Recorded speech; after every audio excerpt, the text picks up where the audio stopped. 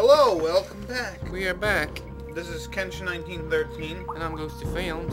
and we're Let's Playing Hexen. Yeah. And I am the Kevin Costner of medieval times. Uh-huh. Medieval alternate dimension times. Yeah, So there was a guy back there, Dan. You missed him. I did? You could kill him. Wouldn't that be cool if you could do him? So I'm trying to, like, befriend these monsters and learn their ways and protect them from the encroachment of the white man. Yeah. And I'm trying to, and I've been, the only thing I can think of so far to do that is to set them on fire. Yeah, But it doesn't seem to be working, because clearly that guy just dropped dead. Yeah, but the thing is, you want to kill them before they're persecuted by the white man. You know what I mean? Yeah, okay. That's instead of having them suffer from blankets with smallpox on them, they're getting burned to death. Yeah, or just like having them suffer, having to be oppressed by the white man for the rest of their lives. Yeah. You might as well murder them, Yep. and then there you go. You need the horn key, Dan. Yeah, the horn key. Guess who you gotta get that from? Who?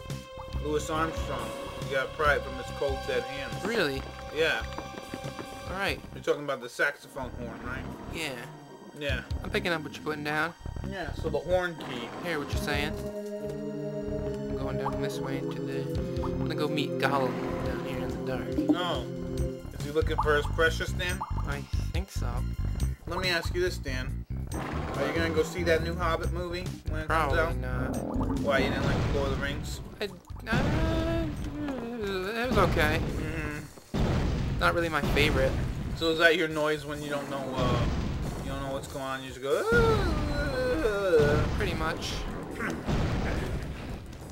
Now you figure since these guys aren't as nourished as the green guys, they would probably be more susceptible to fire because they're thirsty, right? They're just sicker. They're spewing phlegm.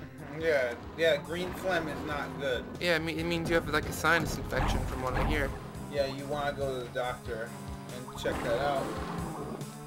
You know, where is the demon doctor when you need him? You know what I mean? Die already. Jeez. They could be getting checked out, and you know, all that stuff could be fixed and stuff. One thing about this game is that the controls are very awkward. Yeah. So Dan, you didn't really care for Lord of the Rings? Is that what you're getting at? Not the movies. I mean, they were okay. I guess they were as close as you could probably get to making that series into movies. But I don't know. I'm just not feeling The Hobbit. Like I just saw like a preview of it, and they were like, I just didn't like the way they were singing, and I don't know. Well, they sang in the book, if I remember correctly. They did, but they were. Yeah, and then they were in like this band. Yeah, they had they had instruments. They had a harp, and they had trumpets and stuff. It was I like say they toured. What's the name of the world there?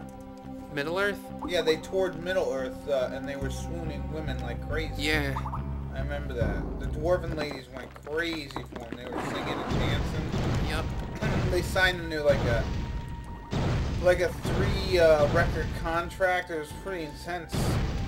And I remember they just said, you know, they were going right to stop the dragon from doing whatever the hell he was doing, but halfway through when they were making tons of money singing and stuff, they just said, F that dragon, you know what I mean? I think I remember The Hobbit pretty well. Yeah, that's the gist of how it went. Yeah. So, it's a book about music. Yeah, and so what ended up happening, I think, we're just going to give you a brief summary of The Hobbit here, is after the boy band broke up, then they finally decided to get back on that whole dragon slaying thing or whatever. And then I'm pretty sure they failed because I think Bilbo dies in that movie because he's not in Lord of the Rings at all. If I remember correctly. Yeah. Because Frodo grows up uncle-less or whatever. He's got a very good memory, generally. Yeah, Frodo grows up uncle-less, I believe, and then he's like, man, I wish Bilbo was here to tell me all those great stories about how he got murdered by a guy or something. And he's like, man, I'm so glad right before Bilbo died, he sent me this ring thing here. And he sent me this cool, all these records. Oh, no.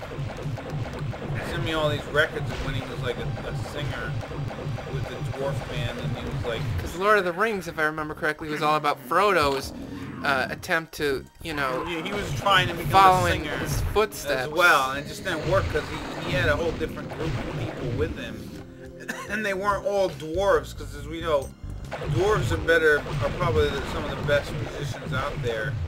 You know what I mean? But anyway, yeah, The Hobbit was kind of like a kid's book, and I don't know, like I kind of like that quality of it, like, you know, how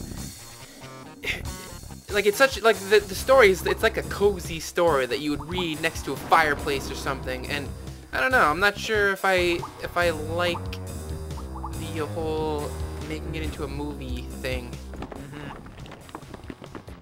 I don't know if I'm gonna see, just because I don't like the fact that what they're gonna do with the damn thing is they're gonna spread. They're just basically being very greedy at this point. I can understand them wanting to do 2 movies, but now they're gonna make it like a trilogy. It's like they don't. What else? The Hobbit isn't that huge of a book like The Lord of the Rings. It's like, what the hell? Yeah, I guess. Friggin' just do 2 movies. What's your effing problem, effers? Yeah, but So yeah, continue. So yeah, The Hobbit, like, I can see how they might not want to like chop all the stuff out of it, but by making it 1 book, so that maybe they want to make it longer and include some stuff. But I guess one of the problems with that is, like, it doesn't really translate to like a realistic type of movie, because like when they got over the Misty Mountains and they met up with that guy Bjorn who changed into a bear, like he had dog servants and cat servants, and the servants were carrying plates of food on their front paws and walking on their hind legs, like that. I imagine they'd have to cut something like that out. Oh, they're not. I don't know. I'm not sure how I feel about it, Pete. I don't know how I feel about it. I don't think they're gonna cut it out. I think they're putting everything in, and then some. Because they're making 3 movies. And the Hobbit book does not need to be a trilogy. It can totally be 2. You know what, Pete? I guess I'm just not excited about movies anymore. And were you excited about I don't know, Hexen movie is coming out this next summer? Really? No, it's not really. Oh, you fooled me for a moment. For just a brief second. But anyway, you want to know what I heard? What did you hear, Dan? George Lucas was not content in being a sellout, so he decided to sell his company to Disney. Either because he wanted to make money, or because he ran his company into the ground by being a total idiot. I don't know, but yeah, let's talk, I guess we can talk about that, right? That recently Disney bought the Lucas Studios for like $5 billion or something like that. Yeah. I just think it's kind of funny. I figured now Disney owns a monopoly in the old entertainment kind of business where, and then they announced, oh, we're having a 7th Star Wars movie. Yeah. And I was like, you're about 30 years too late for that one. You know what I mean? Yeah, Mark Hamill and. I mean, if they're gonna make a 7th Star Wars movie, and it's gotta be after the original trilogy or whatever. It's like, how can you do that? Yeah, everybody's old now. Yeah, I know. What are you gonna make? Unless you like literally make it however many years it was from the last movie to like literally, like it's been 30 years and Luke's still trying to, you know, even out the Force or whatever the hell he was doing. I don't even know. I remember looking at one of the books, and one of those Star Wars books that was supposed to take place after the whatever that, what's the last movie called? Revenge of the Jedi? Revenge of the Sith. Yeah. Oh, Return of the Jedi. Yeah, Return of the Jedi. Right, and they were no, then what was the second one called? Wait, are you talking about the prequel? Empire Strikes Back. Okay. Anyway, so the 6th movie, Return of the Jedi, I remember reading or seeing a book that I think like Lucas and like whoever wrote, and it was supposed to take place right after that. And it was basically supposed to be Luke. He was supposed to fulfill some quote-unquote destiny or something, because he was one of the only Jedis ever to be, besides his dad, to be on the dark side and the light side, because he kind of switched over to being, at the end of that movie, he kind of switched over to being like evil, and then Leia became like a sort of Jedi, and she kind of like made Luke, I don't know, good again or some shit like that. I don't remember exactly. All I remember is that her and Han Solo made babies. He who must cross the bridge of death must answer me these questions 3. Ah! Man, they didn't even get a chance to answer any questions. Yeah, you're right. I didn't let him answer. Yeah. I'm a horrible bridge keeper. Yeah, you're a terrible bridge troll or whatever you are. Yeah. You might as well be that guy with the Billy Groats gruff or something. So yeah, that's the extent of my Star Wars knowledge. Yeah, I've I've pretty much given up on Star Wars. I've given up on everything George Lucas. Like after the, I don't know. I don't think he ever really had it. Like I think the first Star Wars movies were good, just because George Lucas was lucky and he didn't have the technology to make his movies stupid. I mean, if you think about it, like what did he do after Star Wars? Howard the Duck, Yeah, and that like was a great movie. Steven Spielberg, I think, was responsible for the success of the Indiana Jones movies, and like what was the last one? Kingdom of the Crystal Skull. That one just blew hard, and I've just given up on George Lucas. I'm kind of tired of even thinking about him. Like I like playing this game. My attention is kind of diverted elsewhere, and I don't really have the time and resources right now to express as much hatred as I have for him. So I'm like, I don't know. Here's my thing. I saw that a bunch. I'm on Facebook, and I saw a bunch of Star Wars nerds just go ape shit. Right? They're like, they bought, Disney bought LucasArts, and they're gonna make another movie. And like you see a bunch of them are like they either love it, they either love it or they hate it, or they're very like cautious about it. But personally, I think they should throw in the Disney characters in the Star Wars universe. Why not? It's already ruined. Yeah. Like it's already messed up. Yeah, why not why ruin not- it? Why not risk ruining it more? I mean, Why not put Donald Duck in? One of my friends said that they're gonna put Donald Duck in the next Star Wars movie, and I said finally a believable Star Wars character. Nice. And then there was just tons of people, and all kinds of artwork came out of this. Like what was it? Like one of the like Mickey Mouse, like and Darth Vader was like bowing down to him. He's like, "I'm your father," or some shit like that. I was like, "Come on, God!" Like I never knew how nerdy or how crazy Star Wars nerds can get, but damn, they can get pretty effing nerdy. Like they get super like nerdy. They're like, yeah. Yeah. I don't know if that. I guess that's their nerd voice, their nerd sound that they make. Almost like they're choking on something. I think the nerd voice is more like, woo.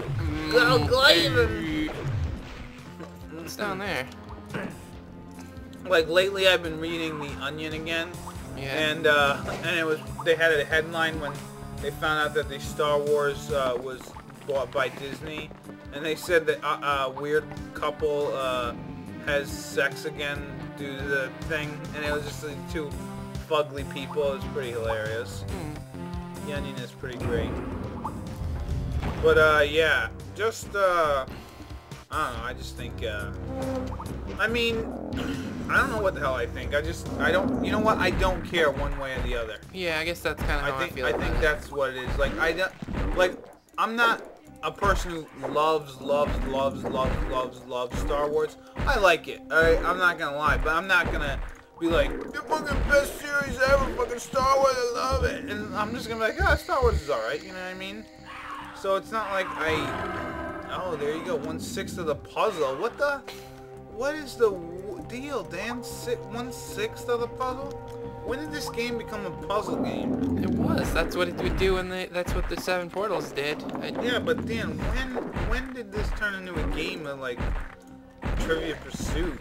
And like, where's the dude asking you questions? What dude? The Korax? No, someone should be asking you questions, right? One thing I think is kind of strange about this game is that the no one asks you any questions. well, the portals are all like they're like porto potties pretty much. It's like this wooden outhouse that you have to jump inside into the water and then get transported through time and space. I just think it's weird that no one is asking you any kind of questions. Like what kind of questions would they ask me? I don't know, something like if you're what are you again, a cleric? Yeah. or a paladin or whatever, they should be asking you questions about, like, what's your religion and shit, you know what I mean? Maybe they don't care. Maybe they just No, wanna... they should, because if you can't answer it, guess what? They kill you.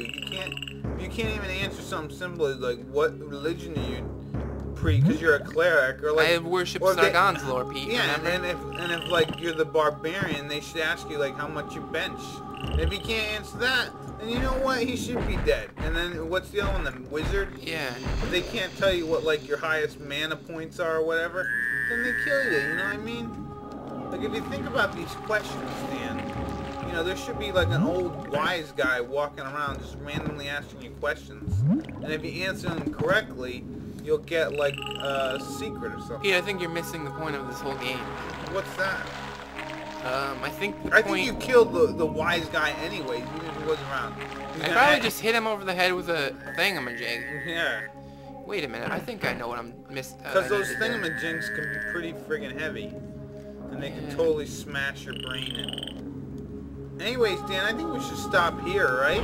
Alright. And then the next episode, we'll continue looking for whatever the hell, the horn, right? The horn key. We're gonna find friggin' Ajax. What's his name? What was that? Louis Armstrong. We'll find him and we'll play a tune with him. Alright. In the next episode. Bye-bye.